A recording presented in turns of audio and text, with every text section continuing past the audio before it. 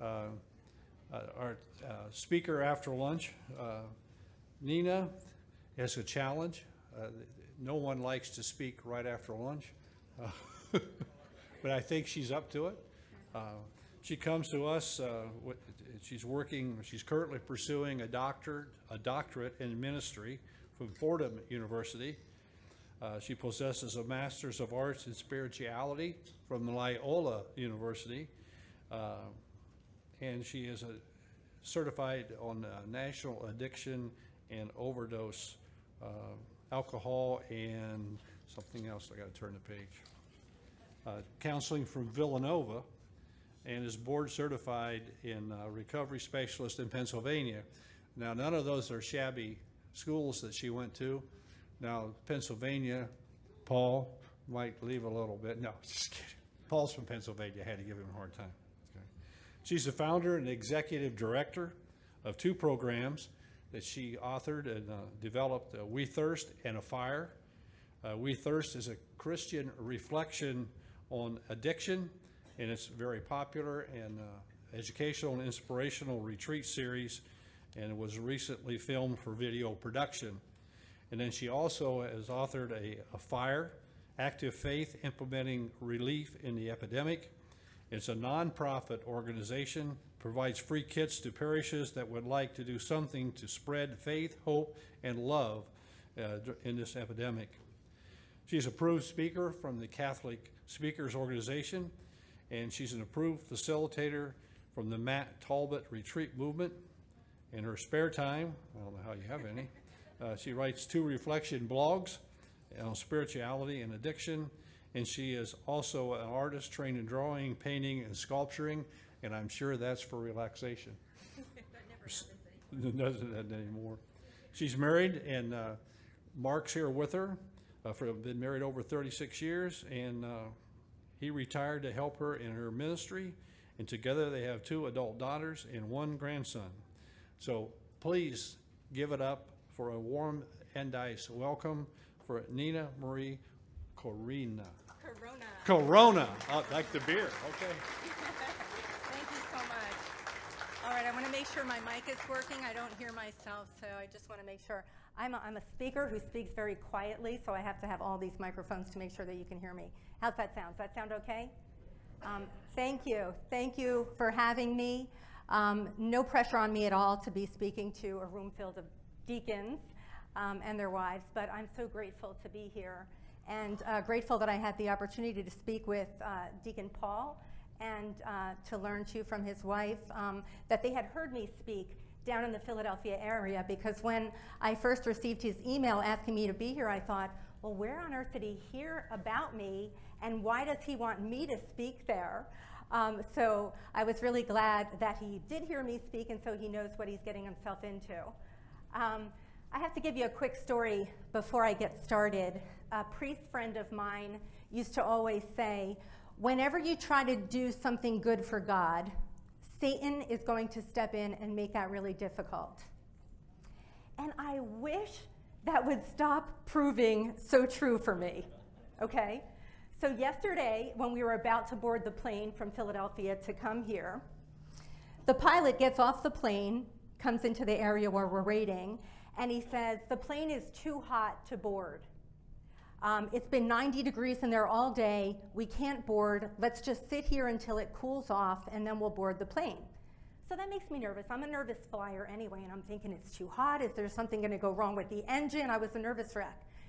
We finally get on the plane, and then he comes out again, the pilot, and he says, you know, if it gets too hot while we're sitting here taxiing, we're going to turn back around. We don't want anybody getting heat stroke. And now I'm getting a little bit anxious, and I'm thinking, I'm hyperventilating, I'm going to get heat stroke, something's going to happen. Well, we finally get in the air, and then he tells us that we're going to be flying into thunderstorms, and oh, by the way, there's some wind shear. Don't say that word. That's a horrible word to say when somebody's on the plane. So I'm very grateful to be here and to be alive. And to hopefully do something good for God. So let's begin with a prayer, shall we? In the name of the Father, and of the Son, and of the Holy Spirit. Amen. Merciful Father, we ask for the grace of your presence here in a special way this afternoon. Tenderize our hearts and humble our minds so that we can hear and feel your deep compassion for all the prodigals who have wandered astray and all the sheep that are lost in the addiction and overdose epidemic. Show us the way to extend mercy, to restore dignity, and to make the light of faith, hope, and love visible in the darkness of the epidemic. Amen. In the name of the Father, and of the Son, and of the Holy Spirit. So before I begin, I want to explain a little bit about my presentation style. We know that we live in a society that's obsessed with information. We all are. I'm guilty of it too. We kind of Google everything. We want to know everything with our intellect. And I know that I personally can get so consumed with my thoughts and my intellect, I'm like a perpetual student, that I can forget that my heart has a lot to teach me as well.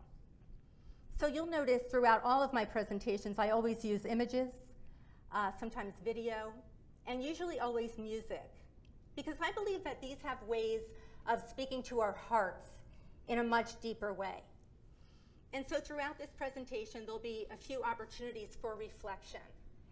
And everybody should have, or at least one per couple, I think, should have a brochure there. And in there, among other things, are the lyrics to these songs for reflection. We're not going to sing along or anything, but that's just to provide you with further reflection. So I'll play the song, and as I said, these are just moments for us to listen to what our hearts are trying to say to us. I'd like to begin to tell you a little bit about my journey, which somehow, I think miraculously landed me here, speaking with you. About 10 years ago, I felt a pulling. I see it now as a calling. Back then, I wouldn't have called it a calling. It was a pulling towards a retreat that was being advertised in my church bulletin. And this pulling was very unusual for me at the time, right? This wasn't something I would typically want to do. I would attend weekly mass as an obligation, holy days and things like that, prayed before meals and things like that. But I felt a pulling towards this retreat, and I hadn't been on a retreat since the 7th grade, so it was unusual. But I finally succumbed to the call, and I attended that retreat, and on that retreat, I had a very subtle, but a very powerful experience of God. And I felt very strongly that God was calling me to something. And that experience that I had on that retreat led me to give up a business that I had built. I spent really 12 years building this business. And I returned to school in my late 40s to study theology. I enjoy any opportunity that I get to share pictures about the business. And I do this to give you an idea of who I was just 10 years ago. My grandmother, my Nana, made a darn good rice pudding. It was so good that I decided to bring it to market. So when my daughters were in school, I spent time learning how to do all of this, right? To do this process of bringing the pudding to the market. In between all of my responsibilities as a mom, a Girl Scout leader, a wife, and so on, volunteering, I made this rice pudding from my home. And as the girls got older, they would help me after school. We would box up the pudding. And it became so popular that I started making it in different flavors that you see here. In the last year or so, before I gave up the business, my good friends worked with me in the mornings and a few days a week, and we began to produce the pudding in this equipment that you see here, which used to be my country kitchen. It ended up we would make 300 pounds of pudding at a time in this specialized equipment. And they were being shipped on pallets out of our home. In the end, it was sold in about 200 stores in 5 states. And by now, as I said, the girls were teenagers at one point, and they were helping with the business, right? But after that retreat, I sold all of this equipment, kind of pieced the kitchen back together to be my country kitchen again, and I gave it all up to follow this call from God. And I had no idea where that call would lead me. And I think looking back, it's probably a good thing that I didn't know. So I've spent a large part of the past 10 years behind my desk studying everything that I could about God, about my religion, about Christian spirituality. Actually, I'm still studying, pursuing my doctorate at Fordham. And at one point, as Deacon had said, I also studied studio arts, painting, drawing, sculpting. And this is a self-portrait that I drew from around that time, right? Towards the beginning of this journey. And if you look closely, I don't know if you could see it there in the picture, but you'll see what I was reading at the time. You see the Bible open, St. Augustine's Confessions is in there, and those spaces in the picture frame represent my husband and my 2 daughters. And throughout the years, I bounced around to various schools, seeking the truth and following my intuition as to where God wanted me to be. At one point, I was studying at the seminary, St. Charles Borromeo Seminary outside of Philadelphia. And I remember, if I think about it and if I'm honest, I think I felt quite holy there, you know? Like I finally found where God wanted me to be, feeling that I was reaching for something higher, reaching for God, and surrounded by people just like myself who wanted to know and love God more deeply. I love libraries in general, but I loved being surrounded by the books at the seminary, the strong sense of tradition there, and learning about my faith in this very safe and serene space, right? It was all so nice and simple and innocent. And I really thought that this was what holiness was all about. I was going to learn the rules, I was going to learn the rituals, the right words, the right prayers, and I was going to walk towards God with my mind filled with the ways that those who had gone before me had done, right? I was going to get this right. One of the classes I took at the seminary was the fundamentals of systematic theology. Sounds familiar, I'm sure, right? Where I studied very hard and quite seriously. And I learned about faith as fides qua and fides quae, remember? Feeling, again, if I'm honest enough to admit it, probably feeling a bit special that I'm here in this place, surrounded by this, right? Chosen to be in this place and to receive this knowledge. I also remember learning about the importance of humility. I learned the Latin roots of the word, right, as we all did, meaning of the lowly. And I could talk very well about humility intellectually. How's my sound? It feels like it keeps breaking up. Am I okay? It's okay? All right, good. True humility, someone told me, was being teachable, regardless of what you already know. So I tried to remain open for the sake of humility, to recognize the reality of what I am in the big scheme of things, of how small I am, right? I worked very hard to try to remind myself that I really am but dust. Small and weak in this big, complex universe, seeking God, the one God who created me and everything around me. So this is another piece of artwork that I created around that time. And I show you this to kind of bring you inside of my heart and inside of my mind throughout the years, right? Here you can see I was open to the mystery, aware of my smallness, trying so hard to be humble. These were good intentions, right? I was using my intellect to attempt to achieve faith and humility. In retrospect, I don't know if I learned much at all about true faith and true humility in those classes. I eventually learned through the hard lessons of life, not books, that true faith and real humility are quite different than what I originally envisioned. My journey started out like the one that I showed you at the beginning, that self-portrait of me surrounded by books, very happy and comfortable behind my desk.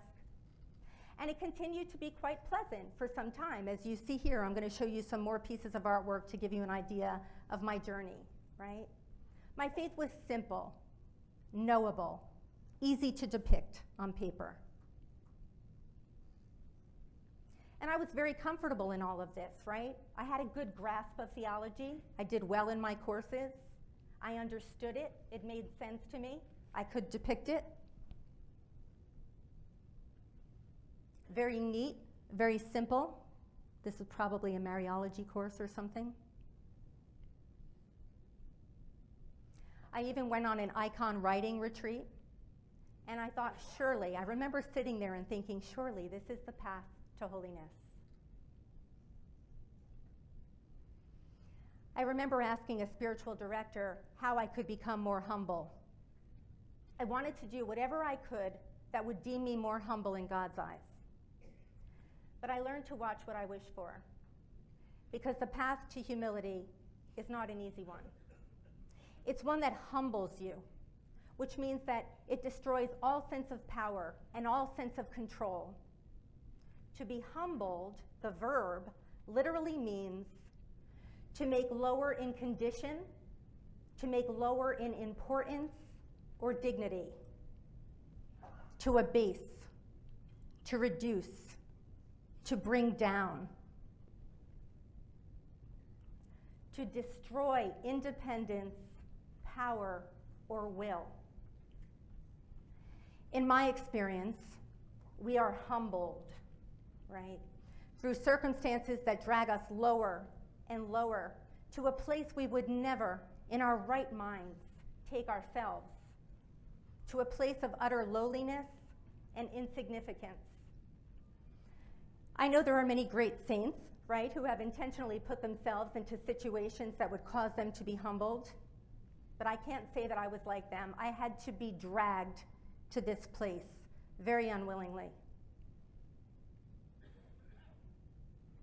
It was when my faith started to feel and look like this picture here that I think I came to begin to understand, really understand faith.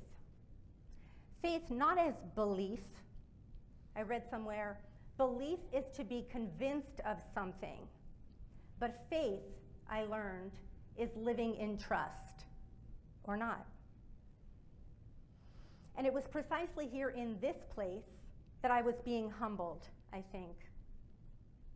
It was here when I drew this picture, when my youngest daughter was in her senior year in Catholic high school. She became exposed to prescription pills by a classmate. And she very quickly became addicted, and the addiction quickly transitioned to other drugs, including heroin. And my family and I were desperate to save her, and we were unable to do so. We were confused, ashamed, feeling guilty. We were grieving. We were living in fear and angst. It was hell. It was agony. I think the agony in the garden became alive for me then in a very real way. I don't think I really understood it at this level before. How could I? You'll see my artwork started to depict a humbling, I think. I was being humbled, being brought down. This was absolutely not my will. And it was in this place that I had to rediscover my faith, or maybe discover true faith. Think about how far we've come now as you look at this picture, right? From that place of my mind, my intellectual studies. Remember the self-portrait, the lovely self-portrait with the books? Now deep down into my heart, having to experience painful emotions that I would have preferred not to feel. This was not what I envisioned a faithful life to look like. I must not have been paying attention, because actually, this is exactly what our faith looks like.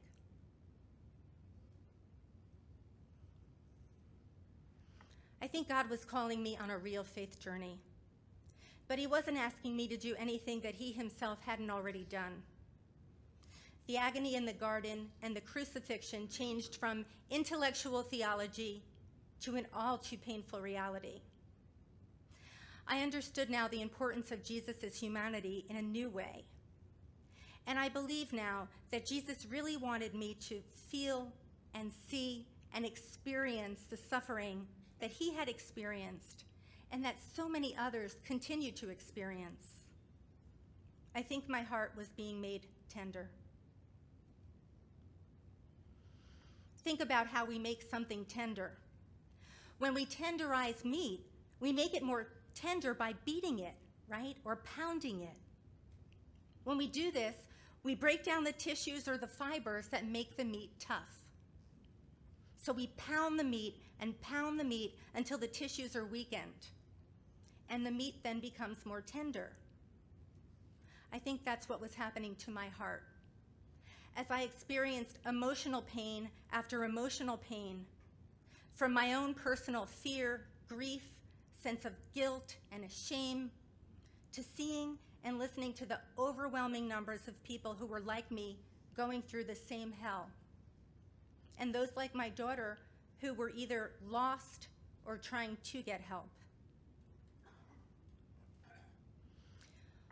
While my daughter was away on the streets, I studied alcohol and drug counseling alongside my theology courses so that I could try to understand what was happening to her and what was happening to our family. And I obtained education certification and state certification so that years later, when she finally did reach out for help, I felt a bit better equipped to help her. And I flew down to Texas, that's where she was living at the time, and I stayed with her for a while to try to get her off of her feet, out of the streets, and onto her feet. And during that time, I went with her, among other things, I went with her to support meetings, 12-step support meetings, Alcoholics Anonymous, Narcotics Anonymous, Cocaine Anonymous, Heroin Anonymous. And I listened to the stories, oftentimes from people I never would have glanced twice at. Or if I had, I might have made terrible assumptions about them, right? And yet these were the people standing at the doors of meeting rooms, probably, usually, in the basements of our churches. And they were waiting there to share their experience, their strength, and their hope with others who were still on the streets. These were people who probably had little education, much less theological education. Some had no teeth. They told stories of how they had been homeless, how they had prostituted during active addiction, committed crimes of every kind. I was also in the rooms on other parts of towns where there were doctors and nurses and lawyers. There were even priests and nuns, moms and dads, and all had similar stories of having been through hell, and they were saved by the grace of God. And they were so changed and so transformed that they just had to share it with others. I also accompanied my daughter from treatment centers to state agencies to try to, again, lift her up out of the gutter and back into society. And I was appalled. I was appalled at the way we were treated, myself included, with no dignity and no respect. And I really felt the shame and the pain of my daughter and so many others like her. That sense of being unworthy, unlovable, outcast, and ostracized. And truly, everything in me wanted to run back to the safe space of maybe the seminary, right? Or the comfort of my home, or the comfort of the church pews. Truthfully, there were several times where I felt so unlovable, so outcast, and so ostracized that I had to get in my car and go to the other side of town to a Starbucks, where I could feel some sense of worth for some reason. That's the way our society is, I guess. The tenderizing continued as I visited various inpatient programs and outpatient programs throughout the years, including one for pregnant women who were in recovery, or women with little children who were living in these treatment centers with their children. And I sat with and listened to many, many people as they desperately tried to get help or to save their loved ones. And every time, and it continues to this day, when I think things couldn't get worse, it continued and continues with ICU visits, ER visits, demeaning news articles about my daughter. And like so many other moms today, like me, I never in a million years thought I'd be visiting one of my children in prison. And yet there I was, right? And again, I was appalled when I walked through the doors of the prison at the way I was treated, even as a visitor, like someone with no dignity and no rights. These are not places I would have chosen to go. This is not the path I desired. A far cry, as I said, from the beautiful grounds of the seminary or the safe pews in my church. Or maybe if I did do these things, if I did go to these places like for volunteer work, right, it would have been out of a sense of obligation, or maybe to make myself feel like a better Christian. So I think I would have still been very much removed emotionally, right? Not really experiencing that beating down, that tenderizing of my heart. Because I think it would have been a more selfish endeavor, really, or like a faith obligation. And I think if I admit it, I still would have felt a sense of being above them somehow, right? Somehow better than, not really amongst, and able to really experience and know what it's like to be outcast and ostracized. I was appalled on more than one occasion. I'm not used to being treated that way, especially now as a public speaker. I have a voice, and I got to see what it's like to have no voice, worthless, less than. And looking back, I think it's a grace, right? A very uncomfortable one, a very tenderizing one, to have experienced all that. Because if I hadn't, I would never really know what that's like. Keep in mind now that throughout all of these experiences, I'm still studying theology, Christology, Christian spirituality, now at the master's level. And at some point, I think it did take a while, but at some point it all clicked. And I thought, these addicted people, these addicted and suffering people and their families, these are the people that Jesus advocated for.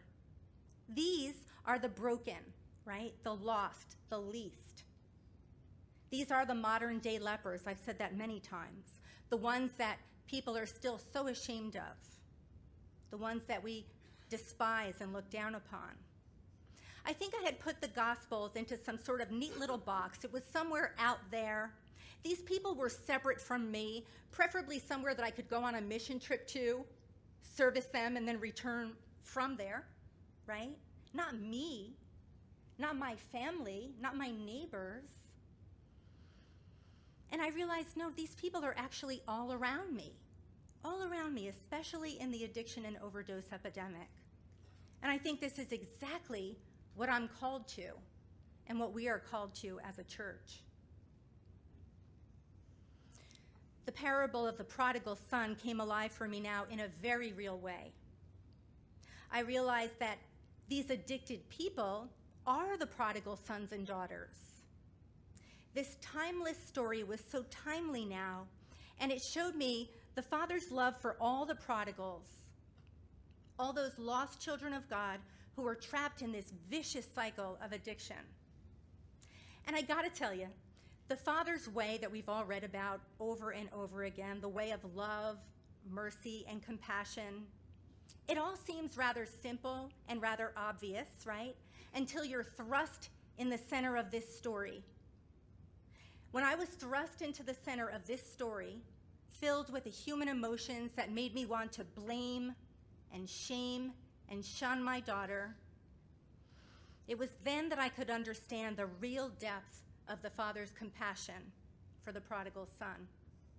And really for all the prodigal sons and daughters, for those outcasts, the modern day lepers, those people who frighten us, I now better understood that in God's eyes, there really are no outcasts.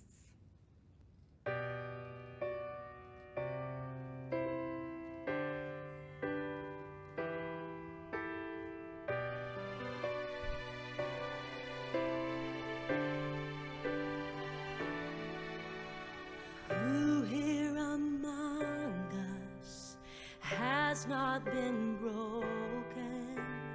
Who here among us is without guilt or pain? So oft abandoned by our transgressions. If such a thing as grace exists, then grace was made for lives like these.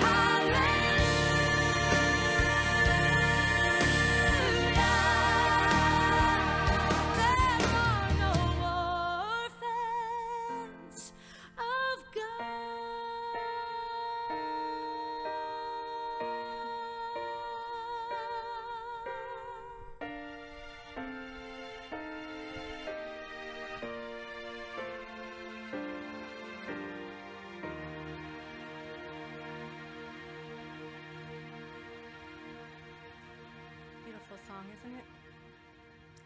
I also now really understood my calling to show the same mercy and compassion that the Father shows. But that doesn't necessarily come as easy to us as it does to God, does it? For me, I think compassion had to begin with empathy. Empathy is seeing with the eyes of another, walking in the shoes of another, feeling with the heart of another. I think St. Paul calls us to be more empathetic when he says in his letter to the Romans, "Rejoice with those who rejoice and weep with those who weep." Again, that sounds simple, right? I've read that for years. But in order to really rejoice or weep with others, we have to get close enough to know and understand them. Because we don't see the whole picture of a person, right? We typically only see a very small part of the person, the outer surface. As St. Teresa of Avila's interior castle, she would say, we focus on the outer edge of a diamond, right? And sometimes that outer edge, that outer surface is so rough, as is in the case often of people who suffer from addiction, that it can be easy for us to forget that there's a diamond there at all. It's not easy to have empathy when we're looking at the outside of people who use drugs or alcohol. How might we describe someone, maybe someone like this if we see them, if we're being honest, right? And we've all seen people like this. Anybody want to offer how we might describe them? Weak? Good. Desperate? Dirty? Say it again? Hurting. Lost? Vulnerable? Hopeless? Broken? Despair. Good, you're looking inward. When we focus on the outside, a lot of times we'll think, they're threatening, they're liars, lack willpower, or whatever. This is an image that I'm going to show you. It looks like nothing right now, but you'll really like it, I promise. I took this image of a whiteboard when I was visiting one of those programs with my daughter. It was an intensive outpatient program that we visited. And my daughter was a new patient in treatment there with other people like her. So try to imagine what they looked like, right? And what they had been through throughout the years. Drugs and crime, often prostitution, everything else that's involved with that lifestyle, right? And as I sat listening to the counselor who was up at this board, he drew a circle on the board, that black circle that you see there, and he asked the patients to tell him how people would describe them. What do people see on the outside when they look at them? And it was such a gift to sit there and observe and to listen as they called out one by one how they observed people to see them on the outside. Lazy, entitled, indignant. As they called it out, he went up and wrote them on the board. They think I don't really want help. They think I'm arrogant, manipulative. They think I lack willpower, that I'm in denial, that I seek pleasure, that I'm self-absorbed. They think I'm irresponsible. They think I'm a liar. That I'm negative. They think I'm negative. I'm threatening, egocentric, immature, helpless. And then the counselor said, okay, he wrote all of those on there. How do you really feel on the inside? And the room got very quiet, and one by one they called out how they felt. You see them in the center of the circle there. Ostracized, afraid, condemned, depressed, angry, inferior, doomed, powerless, disgusted, disgusting. I feel damned. I feel persecuted. I feel guilty. ugly, worthless. And you see some of the other words in the center there. There are many reasons why we see other things on the outside, right? The more threatening things. There are many, many reasons, and I cover many of them in my series, right? Basically, we're complicated, we humans, right? We're all wounded, and we're trying to protect ourselves from any further wounding or pain. And some of the ways that we go about avoiding pain, protecting ourselves from further wounding, are actually quite destructive. And they mask who we really are deep inside. But it's so important for us to understand and never forget that deep inside each and every one of us, beneath the addictions, beneath all the defensive and threatening behaviors, beneath the masks and the woundedness, beneath all of that dwells the image of God. I know this to be true, not from reading about it or even experiencing it there in that one room. I've done this one presentation, not this one, another one, in so many settings I can't tell you, where I remove all of these layers that mask who we are and uncover God deep within. I've done this with people from all walks of life, and you can hear a pin drop at the end of it. There is a truth there that is just, I just know it. Every single person by the end of that discovers who they are deep inside. Pope Francis says it so beautifully. Even when someone's life appears completely wrecked, even when we see it devastated by vices or addictions, God is present there. If we let ourselves be guided by the Spirit rather than our own preconceptions, he says we can and must try to find the Lord in every human life. It's not easy, but it's so true. I see someone taking a picture, so I'll use that to take a drink.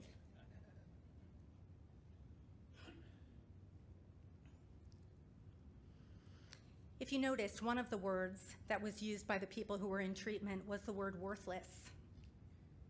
There is such a great sense of feeling unworthy and unlovable.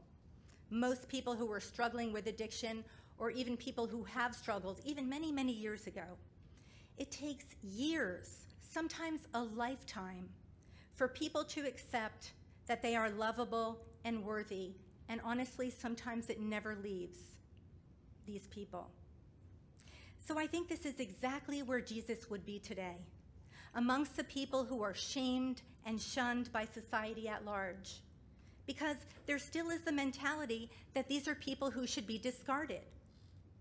I recently heard a story, like so many other stories like it. It's from a young man who's now in recovery, but he used to suffer from heroin addiction.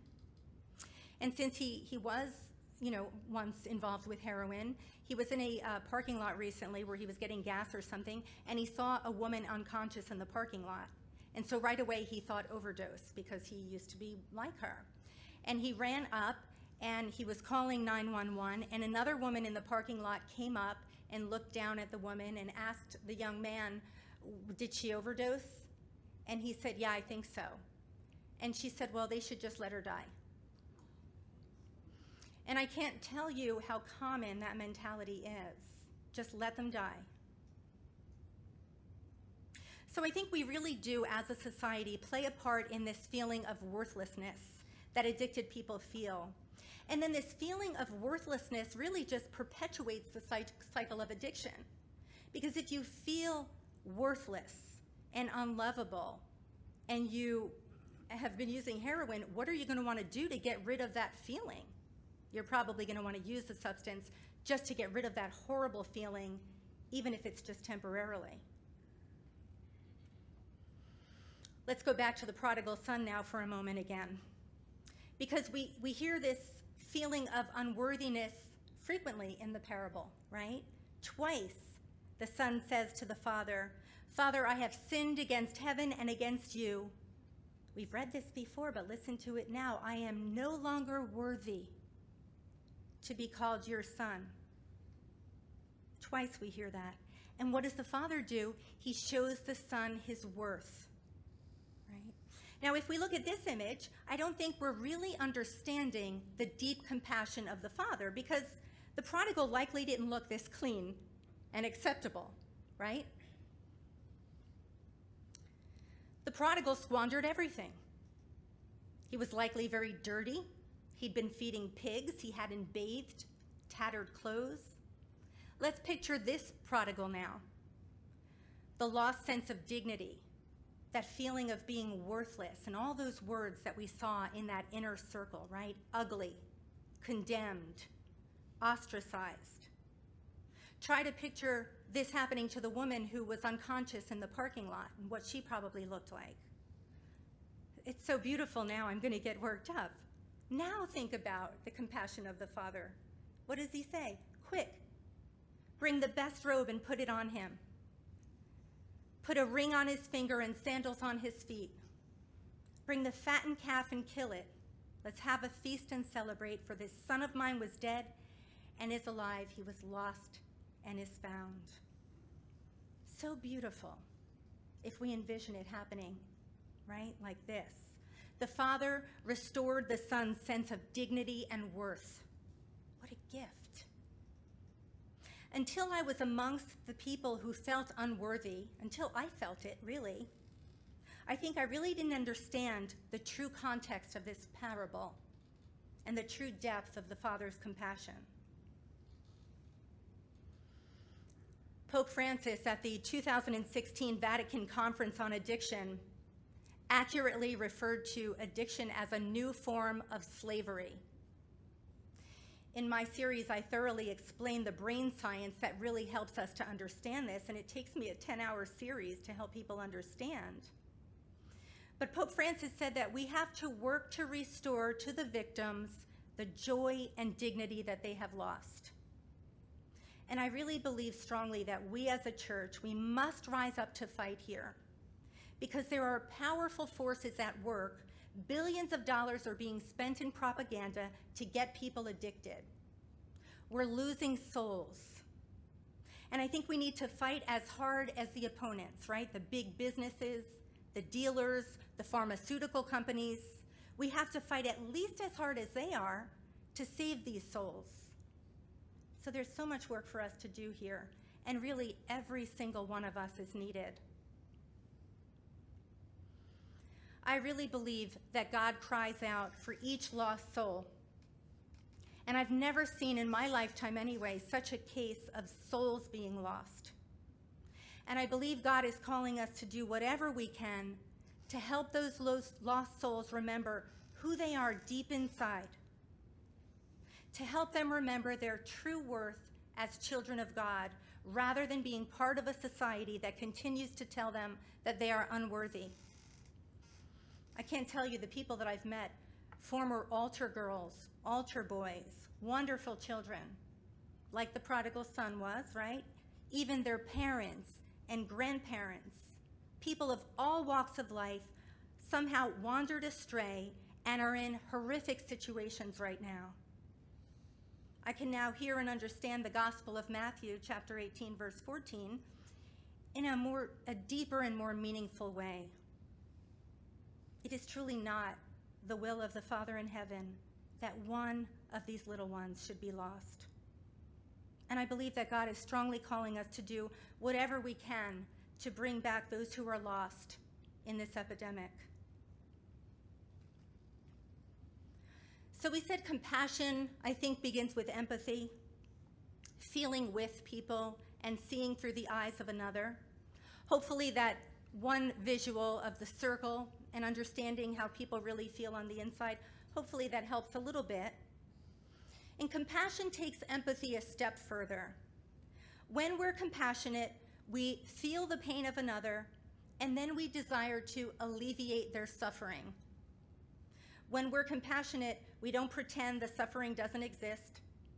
We don't run away from it or look away from it. I would love to do that so many times, I can't tell you. Or we don't think it doesn't impact us if we're one of the lucky ones that is not personally affected, right? We stay present with the suffering. we see with others, we feel with others, and then we have a deep desire to alleviate that suffering. I always knew intellectually, in my mind, that it was Jesus' deep compassion that moved him in so many of the gospel stories. But I don't think I really understood it until I was taken on this journey of human suffering. I didn't know it deeply in my heart. I read repeatedly, right? Jesus was moved with compassion. Jesus had great compassion. Jesus wept. He was deeply moved. But now I could experience it, feel it, and understand it in a more relatable way. And I understood now the example that Jesus showed us of the real power of faith, a faith open to being tenderized and humbled, and the ability of the Holy Spirit to move through us when we allow ourselves to be deeply moved with compassion, deeply moved by the injustices and the fatalities and all the suffering around us. When we look and see and feel, we'll be deeply moved with compassion, as were so many of the great saints.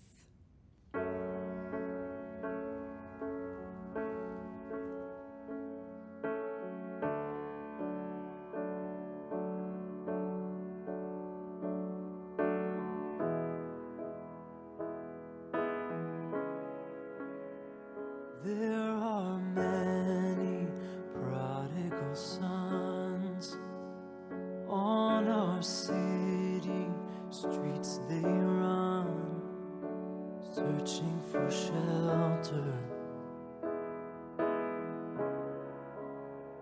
There are homes broken down.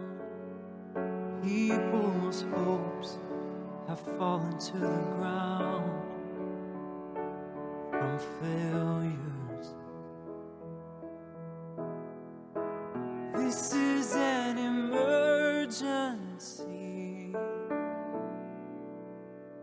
There are tears from the saints for the lost and unsaved.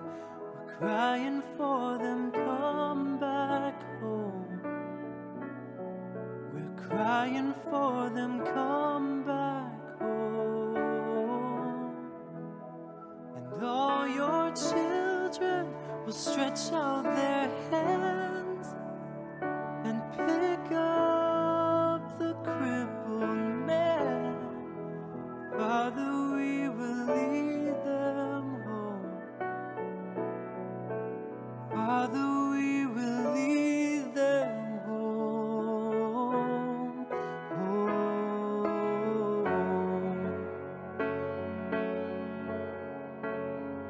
There are schools full of hatred.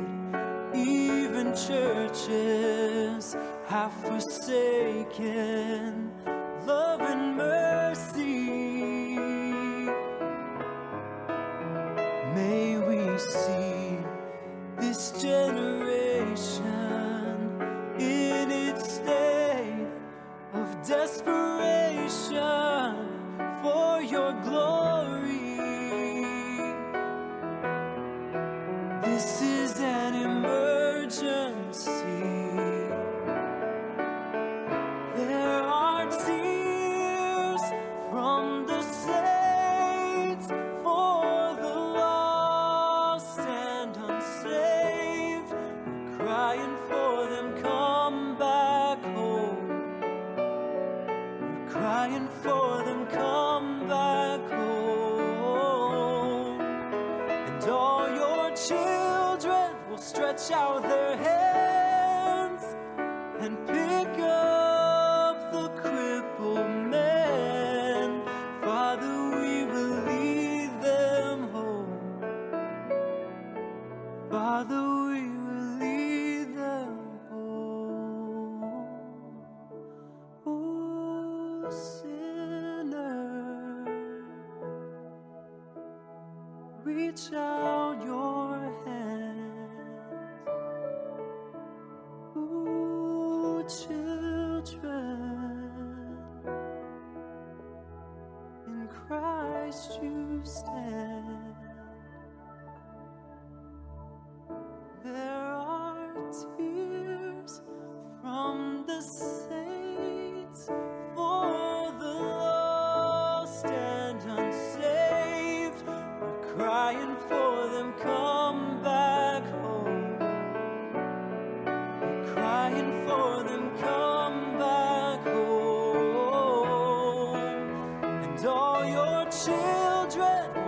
reach out their hands and pick up the crippled man.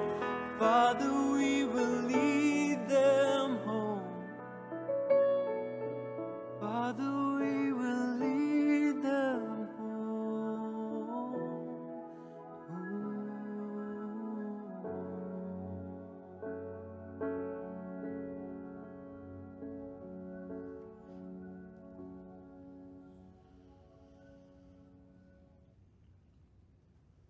Compassion in and of itself is certainly a good, right?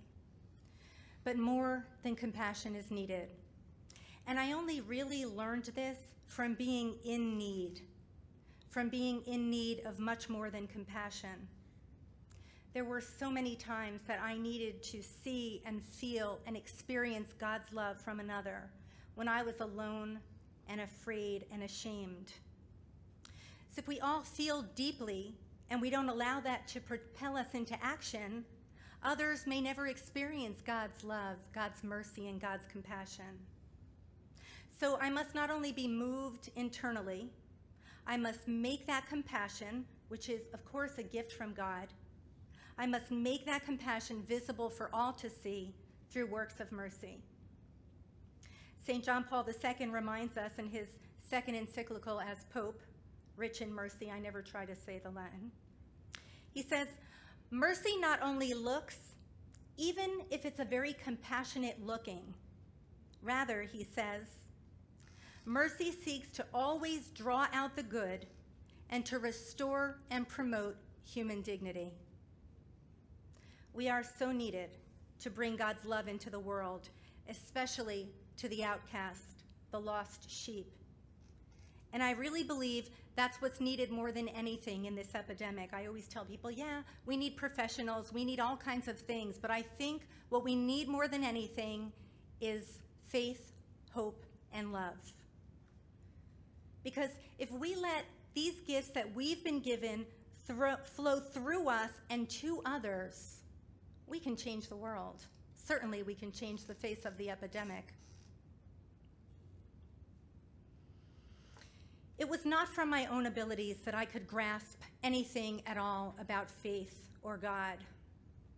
It was really only after I was humbled and tenderized that I then really understood what St. Paul meant when he said, "Therefore I am content with weaknesses, insults, hardships, persecutions, and calamities for the sake of Christ. For whenever I am weak, it really is then that I am strong." When I was empty, there was so much more space for God to fill me and for his Spirit then to work through me. And when the powerful love of the Holy Spirit flows into us, like a gushing force of wind, all things are possible, all things. And I think we're propelled into action. And all things really do work together for good for those who love God, who are called according to his purpose. I am amazed at the good the Spirit has been able to bring forth from the calamities in my life. But as Pope Francis says, all we need to do is let ourselves be led by the Spirit in the way of love. When our hearts are tenderized and our minds are humbled, we are more fully open, I think, to be led by God. And the Spirit will lead us into the way of love. And so as we read in the first letter of Peter, chapter 3, verse 8, with the unity of spirit, empathy, and compassion for one another, with tender hearts and humble minds, we can then tend to the needs of our neighbors, right? To do whatever we can to ease the pain of this world. And there is more pain and more fear than I can even begin to tell you in this epidemic. We let the Spirit lead us to do whatever we can to welcome back the prodigals and to help them remember their worth and who they are deep inside, and to shine the light of faith, hope, and love into the darkness of the epidemic. Looking back on this journey, I realized that God moved me out of the institutions, out of the books, out of my head, out of my certainty, out of my will, out of my comfort zone. He pulled me into the streets, into the heart of an epidemic that is claiming too many souls. He called me to open my eyes and open my heart to see and feel the suffering, and to let his spirit of love breathe in me and through me so that I could do my part through his grace to alleviate the suffering of even one person. These are not lessons I could have learned through books. I think only through a heart open, fully open to receive even the terrible pain, whatever God's will was. If I had simply studied and followed the rules and obligations of my faith as I had been, I highly doubt that I would be standing here speaking to you today, giving you more information that you already know. I think it's surely a tenderized heart and a humbled mind, destroyed of its own power and its own will, that brings me here today. And the ministries that have evolved since the beginning of this journey are something I never could have imagined. I never could have conceived. I never could have created them. We Thirst is an educational series that kind of was the culmination of everything I just described to you. All of my education in theology, all of my education and experience in alcohol and drug counseling, and everything that I encountered somehow came together into a beautiful series that educates the church about addiction and our call as followers of Christ in the epidemic. I am still amazed by it because I know I didn't create it.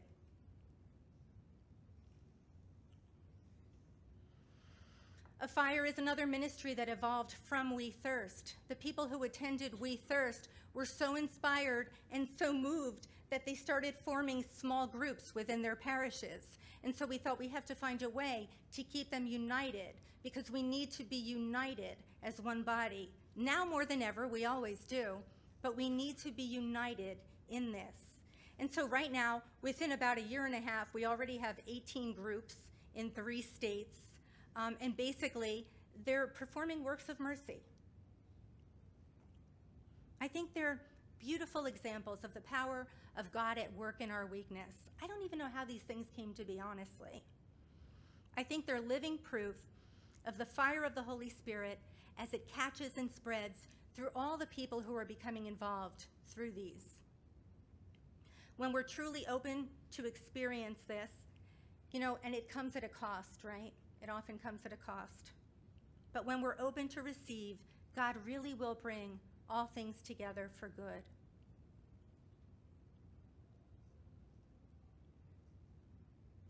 I'd like to conclude by sharing a video with you. A mom of one of the girls that you're going to see in this video shared this video with me recently. And she told me that all of the women that you're going to see in this video were once addicted. They were the prodigals. Try to imagine that as you watch them. Any one of these could have been that woman in the parking lot, right? These were the souls that were nearly lost, like so many that are still out there. These young women were blessed. They found their way to a reputable treatment program. It's actually a beautiful community that was created by a religious sister who felt called to do this. So as I said, while you're watching, remember, right? Consider, if we had seen these women before in active addiction, might we have stepped over them, disregarded them, or discarded them, right? Any one of them could have been that woman where people walked by and said, just let her die. And I'd really like to make this our closing prayer because I think it's so beautiful. So let's place ourselves in God's presence in the name of the Father, and of the Son, and of the Holy Spirit. Amen.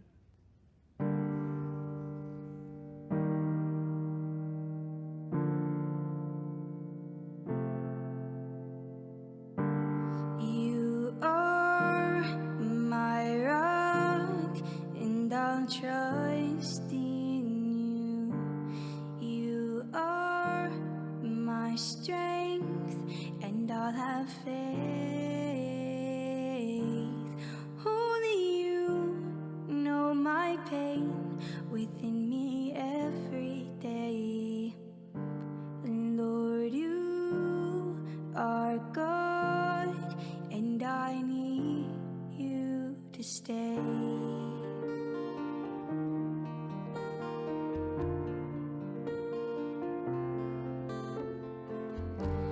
I have my hope in you.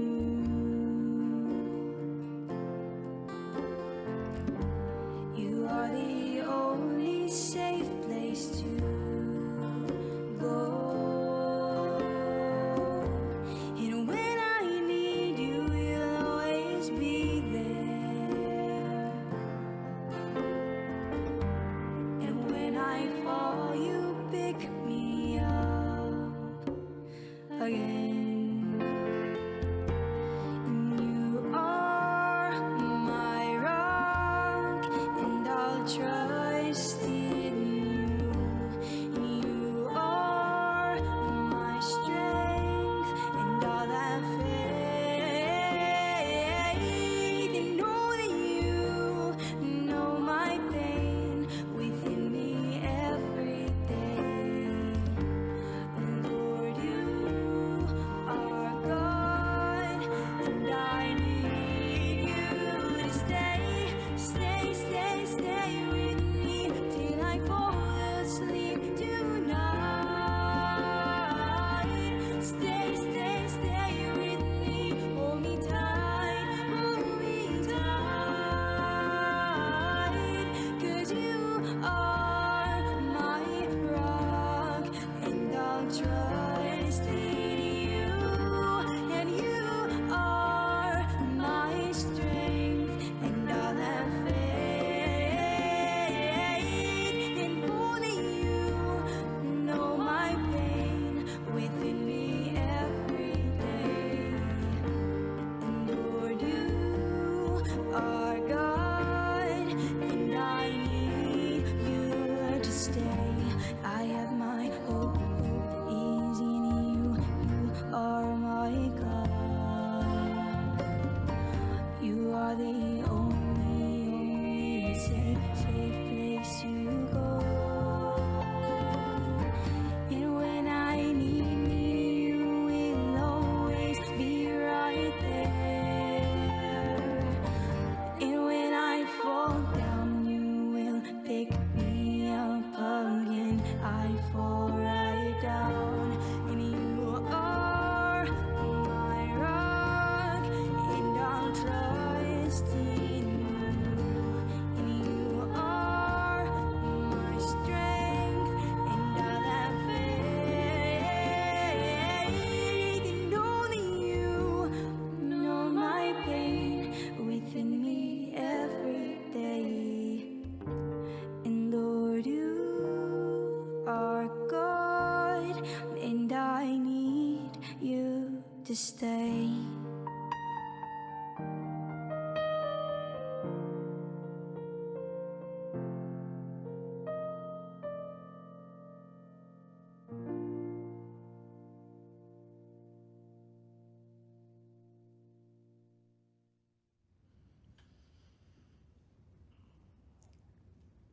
I am truly grateful for your willingness to have me here and to listen to me. It's a gift and a blessing, and I thank you. That's all.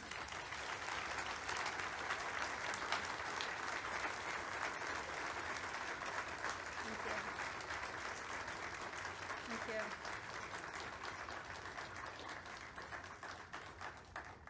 Thank you. If anybody has any, I don't know if he wanted time for questions or.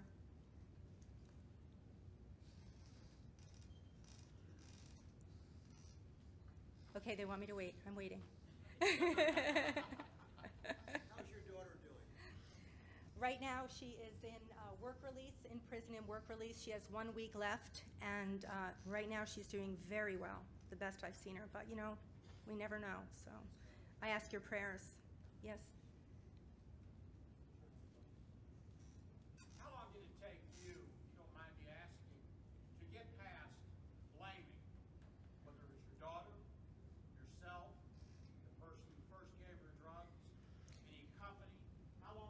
long did it take you to get past I blaming? mean, that's a great question. It's been so many years for me now since this started. Like I said, it's been 10 years, and I'm trying to think at what point did I start studying. It was only when I started studying and really understanding addiction that I could start to release some of these emotions and really start to understand it. And I don't know what period of time that was. But it does take a while, and I tell you what lingers more than anything for me and for most people is always this sense of guilt, which I talk about a lot in my series. I think I do this more for me, too. This sort of guilt that we did something wrong, like you said, blaming ourselves. And that takes a while. I was very fortunate because of all the experiences that I had and the grace and the education to be able to walk myself through that. And that's what I try to do with my work, is to help others be freed from that. Yeah. Yeah, thank you. Yes. You weren't addicted yourself, right? No, I was not.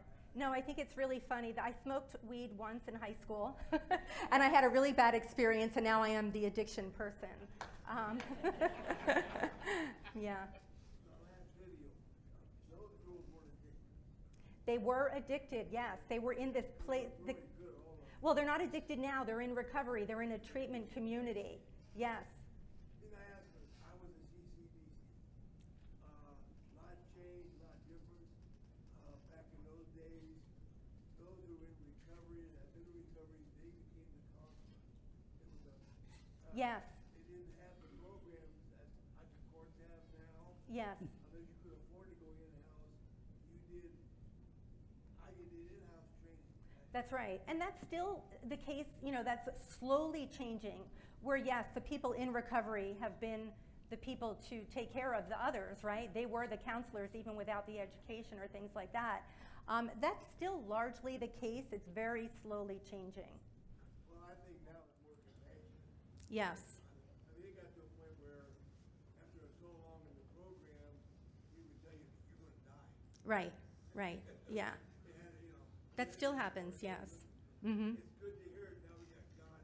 I don't think God was involved back then too much. I think God's always been, if you've gone to the 12-step meeting rooms, I mean, it's just amazing how God's working in those rooms. The main thing is, you had to go to 12 step. I mean, you had to go to AA or NA. You did, yeah.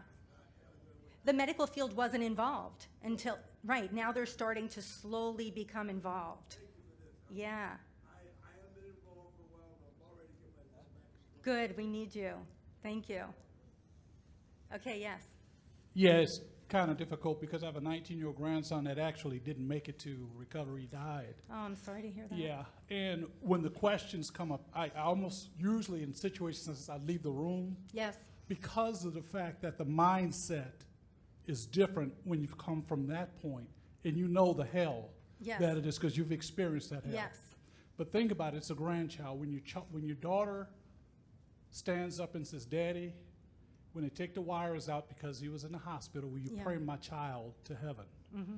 That's the worst thing. It's the most glorious pain you could ever feel in your life. yeah, So the reason I bring it up that way is because when we think about this, we've got to get the mindset out of culpability. It's Yes. not about fault. No. It's about a circumstance. And if anybody Yes. has an issue, send a child to me. I'll work with them. That's right. Because the point is it doesn't matter It doesn't matter. how you get there. That's right. The question is, what are you going to do to deal with them once that point occurs? Right. And the other big thing, and boy, I tell you, because this happened to me right before my ordination, and he was my road dog. He was my buddy. That was my friend. Yeah, And it was my daughter's child. But if you want to see the palpable, pure vision of Jesus Christ in your life, when you go through that hell and you feel you're hopeless, That's right. and you get on your knees, yes, and you pray to him, and you open up that beautiful book, and you see the words, you realize that not only is God here, but he is with you. absolutely. And as you go through your struggles, as people go through the struggle, turn to Jesus. My my ministry is kind of passionate and it's on fire because I don't have time for the BS because there's work to be done. So That's I don't right, want to make that's right. excuses or analyze. That's right. We got work to do. We And do. And the beauty you of keep it, doing that, and I we have got to to- keep doing the educating. Amen, sister. because- And thank you for that because it was extremely difficult Yeah, for it's- me because I've been there. Yes. And it thank is. you for your message and thank you for Thank your you. presentation. Thank you. Thank you for your work. Yes. Well, when you showed the pictures of the ladies up there, I was thinking Martin Buber made a comment once. He said, "Holiness is found in recognizing the latent divinity of all others, even as God recognizes the same."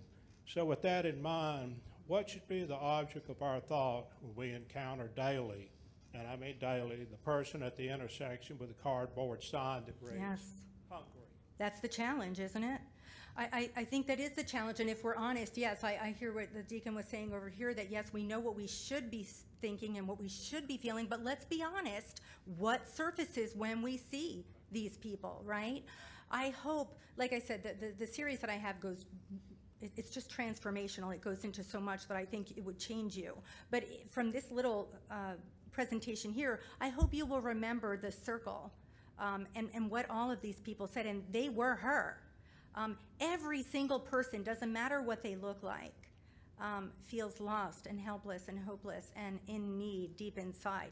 What should we do in that? I don't know if that's what you were asking. How do we respond to her?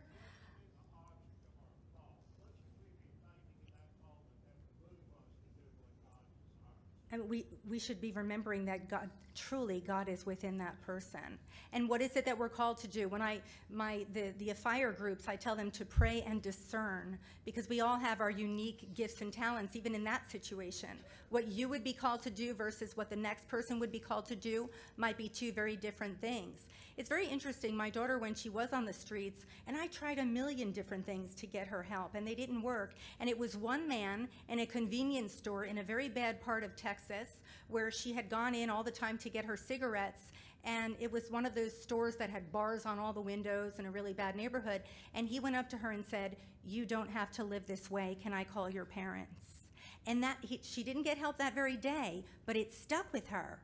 For some reason, maybe other people had said it before, "You don't have to live this way. Do you have a family? Can I call them?" And do you know, when she finally did call me, and it wasn't too much longer after that, she brought me back to meet that man who had such a profound impact on her. So I don't know. I think we have to pray. What do we feel called to do in that moment? It may not always be the same thing. And then follow the Spirit in that. I hope that helps. I'm not sure. Yes. You showed us beautiful depictions of your faith up to a certain point, and then they stopped. Is there a reason for that? I think I became much more involved in being present, and I don't draw much anymore. That's why, probably. That is why, actually. I became much more active in my faith, and that did not involve painting or drawing. So funny, because I went for spiritual direction recently, and it was a new priest, and he said to me, "God has given you a gift in your artwork, and you need to be doing that." And I said, "Oh, I really like you as a director. That's great. If only I could just do that." But that's why. And so we'll see what comes from that next, yeah. Sorry. I have one that's on an easel right now that would have been a perfect ending, but it is not complete. Sometimes you're given gifts you don't want, Yes. or you don't even know it's a gift. Yes. And we were given a gift 24 years ago that we didn't accept as a gift, and that is that we've hit 24 years of going to recovery 12-step meetings. And it was just before my husband entered diaconate formation. And so much of what you said today, just was very reaffirming, because not only have we been gifted with a gift, but through the things that we've done, we've seen it that is so spread out. It's not the people laying on the floors all the time. They're that's in for our sure. neighborhoods, there are next door neighbors, there are cousins, Yes. they're everywhere. They're everywhere. There isn't a family that is not touched in some way. That's right. And so, it's a gift, and God's mercy and grace has helped us to live through and accept that gift and accept it as a joy, Great. a true joy to our lives. That's it. Thank you. Thank you for sharing that. I do want to say it was a great point that you said they're not always the people laying on the streets, right? We don't know who these people were before. I worked with a professor recently who actually lives in some community in the streets. I think it was in Washington or Oregon somewhere. And he said, oh, it's such a shame they're homeless. And then because they're homeless, they turn to addiction. And I said, actually, no. Many of these people probably had wonderful homes. They became addicted, and throughout the years, it progressed so terribly that they ended up homeless. He was shocked. I know published scientists who have lost everything and are homeless. So the power of addiction, you know, in not everyone, but in many people, depending on the severity, can land people there. So for some reason, when we look at people, we think, oh, you know, I don't know what we think, but we don't know who they are, and we shouldn't make assumptions. Yes?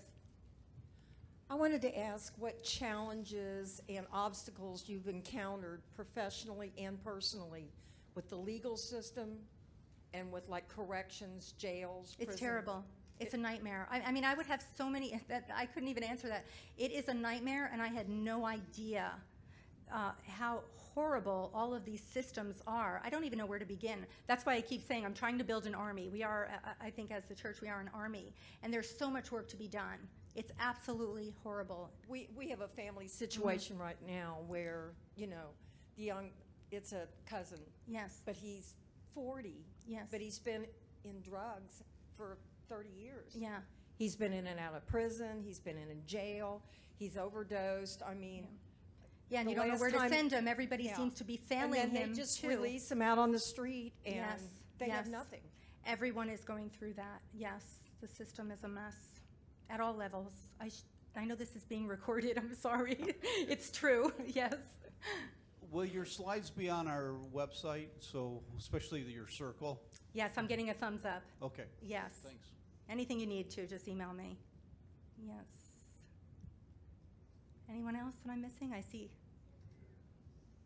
Okay, 1 and 1. So we'll start here. Go ahead. Do you go out to the individual parishes and give speeches out there? Yeah, I have the We Thirst series is a comprehensive series that you see. I gave you a postcard because it has gotten so popular within parishes where I educate about the biology, psychology, sociology, spirituality of addiction, and then the action part of it. And it became so popular that I couldn't be everywhere because it's a 10-hour series. So we recently recorded it, and we're going to make it available to parishes in video form. And so I hope we'll get a lot more education going through that. Does that help? Yeah, thank you. What do you say to family members who have taken custody of the children of repeated offenders, if you will, people who have Yes. continued to use drugs, who have continued to lie, steal, cheat, live freebie in the house, who no longer believe that there is good within? Yeah, that's rough. That's a hard Well, one. it is very hard, and that's why this series, and I really am not here to promote my series. It just contains everything that I know, and that's why I'm saying it. It takes me 10 hours to help people with that. I can't answer that quickly. I can't change hearts and minds and educate people in the ways to respond in a short time. That's what I do in the series. Because yes, they need to be educated so that they know how to respond in a way that is loving and compassionate, but also effective. And I tell people sometimes caring means you have to tell people to leave your home. I love you, I care, but you are not welcome here. You know, so we go through all of that in the series, and it takes a lot. And in terms of, I'm glad you brought up about the children. One of the next things I want to do with the AFIRE program, we were just got approved for a 501c3, and one of my dreams has always been to start a daycare for all of the grandparents and other relatives, because I was one of them. My daughter, throughout all of this, also had a baby, and one time when she was in prison, we had the baby. So long story short, we're trying to create daycares to help these people with that. So the answer is not an easy one. They have to be educated, because there is just so much involved emotionally and physically, even physiologically, things are happening. Hormones and fight and flight things, like we're terrified we're in life and death situations, and people react in ways that can be more harmful, and they enable and they allow the addiction to survive. And all they need is education, but the education takes a while. I hope that helps. Yes. It's obvious to me that the return of the prodigal son is key to this. You showed that first image. Oh, wait, they can't hear you. Sorry. They want, yeah. Excuse me.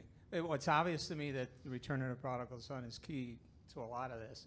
And I'm sure my brother deacons here at one time or another have probably preached on the return of the prodigal son. But if you haven't had the opportunity or never were exposed to Henry Nguyen's book, Yeah. The Return of the Prodigal Son, Yeah.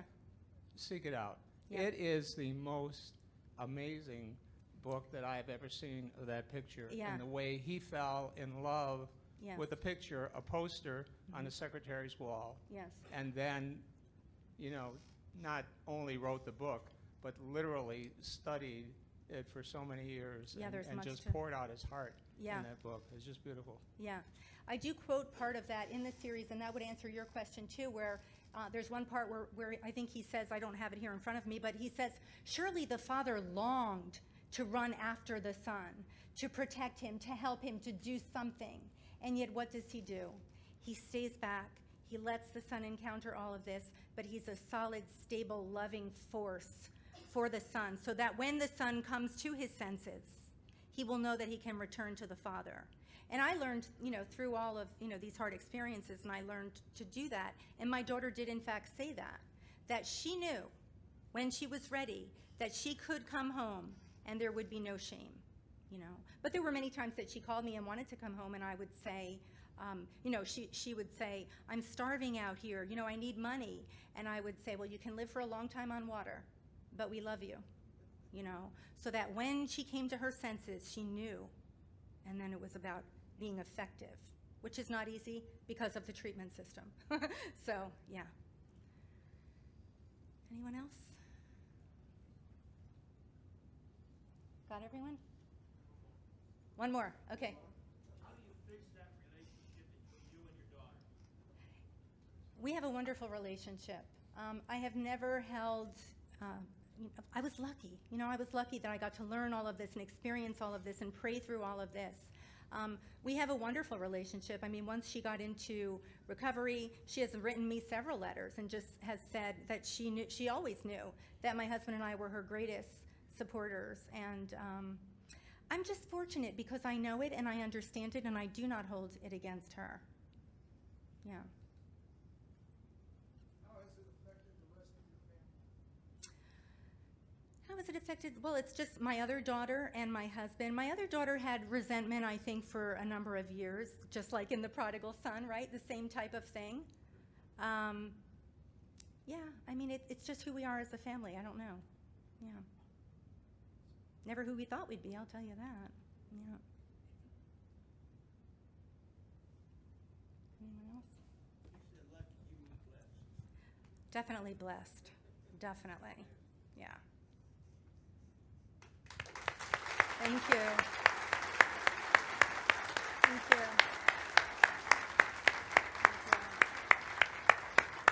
Thank you.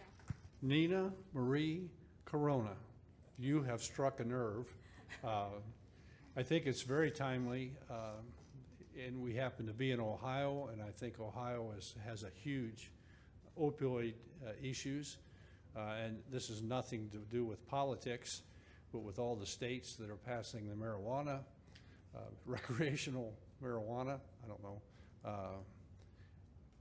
this is probably going to become more critical that we are aware who our neighbor is.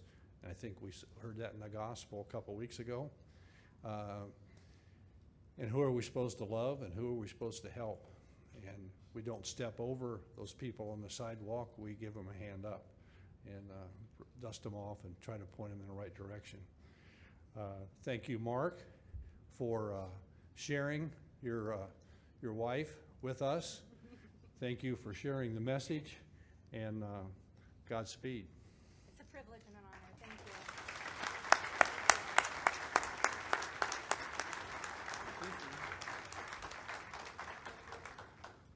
we're ready for a break, and then we come back for, what time, Hank? 4 o'clock for evening prayer?